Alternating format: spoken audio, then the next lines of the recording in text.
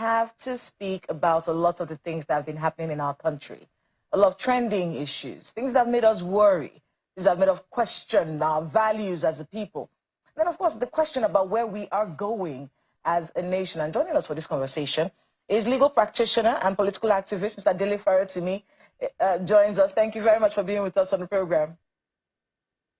Thank you very much for having me. It's a pleasure. Let's start off with, where do we even begin? Let's start off with our political landscape, because it's so much. There's talk about former President Goodluck Jonathan coming, in fact, some general overseer in the papers, this I think was the National Enquirer, that said that he's predicting that Goodluck Jonathan will be back in Aso Rock. What do you make of that? Should he enter this? Many people have said he should stay out of it. Some people are saying he might be the person that they need to be able to cleanse power from the APC. What do you think? Should he stay out of this? 1,000 Goodluck Jonathan cannot solve the problems of Nigeria. They might very well go ahead and increase his brain power by a factor of 1,000 for good measure. If we do not address our structural problems and if we are incapable of telling ourselves the basic truths that we hold to ourselves, then nothing is going to change. They can recycle all these people as many times as they care.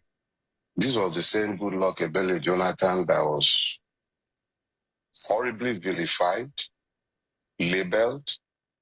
The press went into overdrive in this country, the pulpits and the mosques everywhere. Goodluck Jonathan's removal will solve the problems of Nigeria. And then here we are. We're going back into the past to dig up the past. That was how we dug up the one that just expired. I don't believe that our problems are going to be resolved because we change personnel. The problems we have in Nigeria goes beyond persons. If you removed Bola Ahmed Tinubu from office today, if you do not touch that evil system that produces the kind of people who have ruined this country and that has consistently assured that we've remained Lilliputians when we are giants, all this talk about Goodluck Jonathan is just more distraction from the political ruining crash. We are not looking for saviors of Voltrons. It's about building systems, enduring systems, building a country. How do you rebrand the failure of 2015 into a saint and a savior in 2025? How? 10 years, we've gone full cycle, and we are back at a situation where we are saying that we were better off where we were in 2015. So maybe Buhari might as well have done all of us a favor. Maybe he shouldn't have waited 10 years, because I'm sorry. And this is not about me discounting his humanity, because we are now saying that we should go back 10 years. To do what? Exactly what? So I'm sorry, I'm not enthused with all this talk about persons. They should focus on the system. How do we ensure that we are able to produce people who care about Nigerians, people who would ensure that Nigerians are brought out of virtuous servitude in which we are all living miserably? We should talk about real issues. Well, Mr. FAROTIMI, I don't want to lose that thought process. When you say our systems need a change, how is that supposed to happen? There are a few people who've been speaking up recently. Professor Patutomi recently said, you know, that it's our political elite that is the problem. They have to lead the charge when it comes to doing the right thing. Another activist had said, you know, that our political class have to commit class suicide for us to see any kind of change in our systems. What do you think is the way to fix a system that you've described as broken? How do you fix broken systems? From as far back as when I've been in the public space and I've been asked questions related to the one you just asked, I've made it abundantly clear. You cannot depend on those who have ruined this country for a salvation, even though in the history of every part of the world, it has always taken members of the oppressive ruining class to lift the people out of the mess. You talk about the political class. The unfortunate reality is that Nigeria is not possessed of a political class. Political suggests people who are resolved to meet the challenges of nationhood, of development by consensus. There are no consensuses amongst those you will call elites in Nigeria, because they are actually not elite. To be elite, you need to be thinking beyond your lifetime. To be political, you need to be building consensuses. You don't have a political class. We have a class that is completely focused on existential issues, how to steal, not about nation building. So if anything is going to change, it is the people who have to look in their mirrors for the savior of Nigeria. It's going to be that the victims of Nigeria found sufficient basis to coalesce around the ideas of change. If you're looking to the political class, history should tell you that you won't get anything positive out of them. Nothing positive. Is always about prebendal considerations. What is in need for them as a collective? Look at what we're just talking about now. They want to bring Goodluck and Dele Jonathan because it is the safe option for them. It is not about what is in need for the people. If we're talking about change in 2027, what does it mean in education? What does it mean for security? What does it mean for agriculture? What does it mean in telecoms? What does it mean about the structure of the country? You have 37 states effectively if you take this judiciary position properly.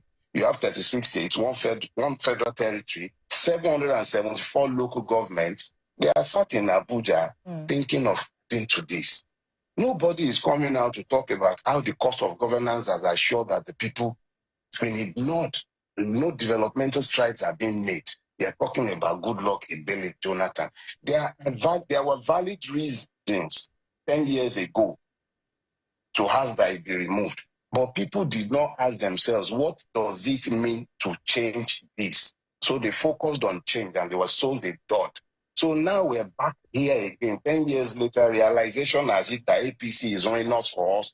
And we are thinking that it's all about changing names and then bringing somebody.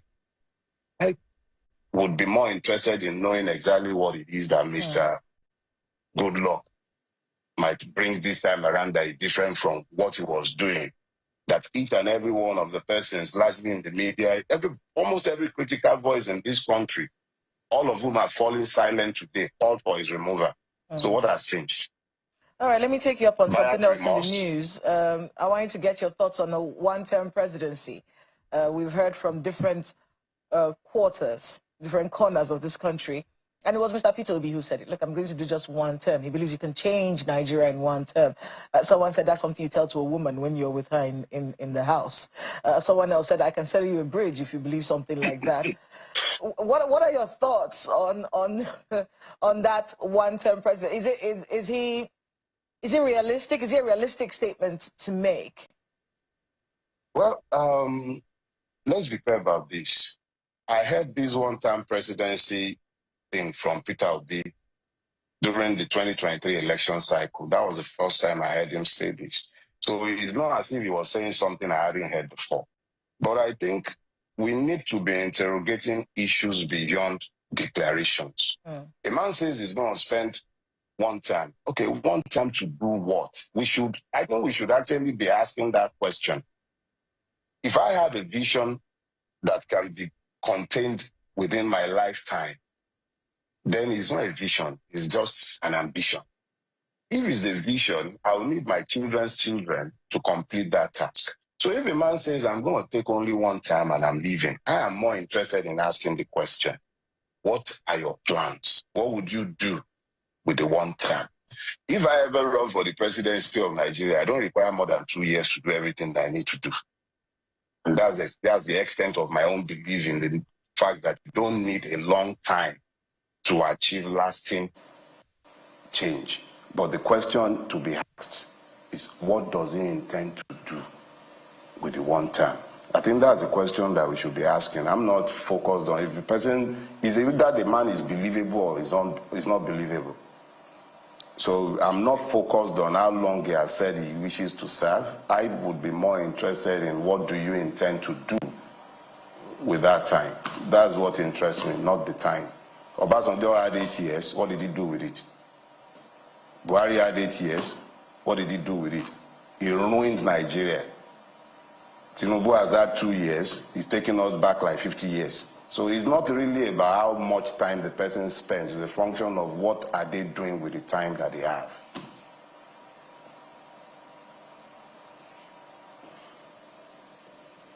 fail us. There's well, one thing that's going on right now, and I don't know if we have those visuals to put up right now. It's there's a protest going on, and I want to be able to get exactly how many, because there's so many of them. The Nigerian Union of Pensioners, representing various agencies, NITEL, MTEL, FRCN, FMW, Nigerian Railway Corporation, they are protesting unpaid entitlements up to 35 months pension arrears, non-payment of the 35,000 naira palliative and the 32,000 naira pension increment. So we have people who have worked for this country, and we saw it with the police not too long ago. We keep seeing these stories going on across the country. I want you to be able to speak to that, and maybe in your analysis, maybe you can talk to us about this situation we're seeing with the NYSC. This young lady had criticized President Bola Ahmed, yes, had criticized President Bola Ahmed Tinubu. And people feel like, well, she feels like she's being bullied. Many people are speaking up in support of her. We're even seeing former Vice President Atiku Abubakar speaking up about this situation. But NYSC has clarified that she missed a clearance. She missed a particular clearance in April, and she's not the only one. About over 100 of them that missed that particular clearance exercise, and that's the reason why, you know, their certificates have been withheld, and they've extended their time in service for 2 more months. What do you make of that situation? Have you noticed that I have a grin? Yes, I have. Edged on my face. Yes. You see, Yorubas have this proverb. They say, "Tiya obati kari kitogbon." Until suffering is democratized, it is rarely ever rejected. The ruiners of Nigeria have done a fantastic job of feathering their own nest by plucking the feathers of the Nigerian victims. Without anesthesia of any sort, they just keep plucking the feathers, and they've used it to feather their own nest. So if the Nigerian people are now universally groaning, for someone like me who is completely convinced that only a revolution will save Nigeria, I'm extremely happy. Because what they are doing is that they are helping me to recruit the foot soldiers for the revolution that must change this country. Now, let's deal with something. You're talking about pensioners. Go to Ekiti State. Some people have retired for over 15 years. They've received nothing, not a dime. These ones are talking about 30-something months.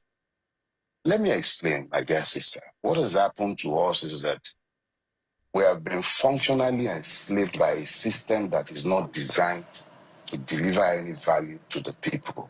It's meant to create value and deliver value, extract value from the people and deliver it to the rulers of Nigeria. So it is very easy for that system to ensure that our president has the latest yacht in town, his jet, even when it doesn't need replacement, gets replaced. He has assured that governors travel all over the world, spending monies in excess of what is spent on universal basic primary education. So it's not a system that works for the people. And the more the system illustrates how it has become alienated from the people, the happier somebody like me is, because it helps me to drive home the message I constantly try to get to the people, that regardless of whether you are Yoruba, Igbo, Fulani, Igbo, Ijo, whatever you get to be, the rulers of Nigeria don't care. You only exist to be extracted from. But when they get to that level, they don't care where you are from, because they are one. So if it takes this suffering to awaken the people to the reality of their situation, I'm happy. Because what you are describing, those are episodes. You're looking at a man with load askew on his head without paying attention to the crookedness of his legs. Those are merely episodes. It's all over the federation. Everybody is crying. It's just about who they give a mic and who is able to articulate his pain. Now, to come to the case of Rai, the system is always going to find ways to punish those who would hear, to say something different from what it wants to hear. What is Rai do? She drew attention to the fact that they are not even paying them what should be sufficient to transport paupers from one point to the other. If they are paying their father's right, would they pay the children those kind of allowances when the system itself knows by his own calculation that these monies are not enough? This girl drew attention to this, and what has the system done? coalesce to ensure that no other pauper will dare to do something like that in future. That is what has happened. And they will find all manners of excuses to justify what has been done. You know, Mr. Farotimi, it is all about ensuring. My sincere apologies for butting in. My sincere apologies. Each time I hear you speak, one thing that I see, I hear, you're talking about the system. And it's not today. I was an active broadcast journalist in the 90s, following the botched Third Republic. I saw what civil society organizations did. I saw the time when Nigerians left home. They weren't sure whether or not they were going to come back that particular day. And it happened for 6 years or so, between 1993 and 1999, when we returned to the Fourth Republic. But there is a question that I've been asking on this program every opportunity I have, and that's the Nigerian vision. Some people believe that Nigeria's vision is embedded in our national anthem or in our national pledge. So, first of all, do you agree with them? Or do you think there is a need for us to sit around the table and agree what the Nigerian vision is? That every politician, irrespective of political party or political leaning, irrespective of 1 term or 5 years or 2 terms or 4 years, must align with. Do you think it is time for us to get there, or you think things are going to continue without this rudder that we need to abide by? Thank you very much. You know, this is probably like the 3rd or 4th time that we'll be speaking, myself and you. And the one thing you would concede is that I have never failed to speak to the system governing this country. The reality is that we don't have any national vision. I think it's in Habakkuk, I think chapter 2, verse 1 and 2, or something like that. Those of you who are Christians, that you understand. But it says that a vision is for an appointed time. Though it tarries, wait for it. It says write it down, make it plain, that those who read it may run with it. In typical nation building, you reduce your national vision to the anthem and then the pledges. A man came into office and he demonstrated his capacity to get the National Assembly to do whatever he cares, and he was done within 72 hours, I believe. He changed the national anthem back to the old national anthem. That shows you what is possible when a man is determined to achieve.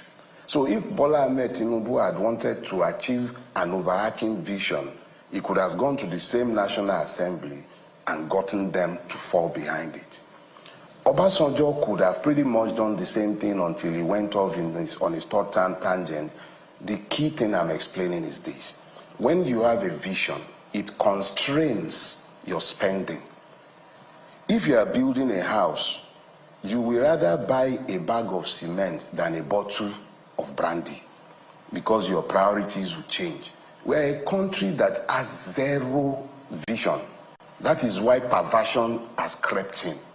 Our ruiners have no big ideas behind which to harness the capacities, the immense capacities of Nigerians. We will conceive roads. It would already be outdated before they move to site.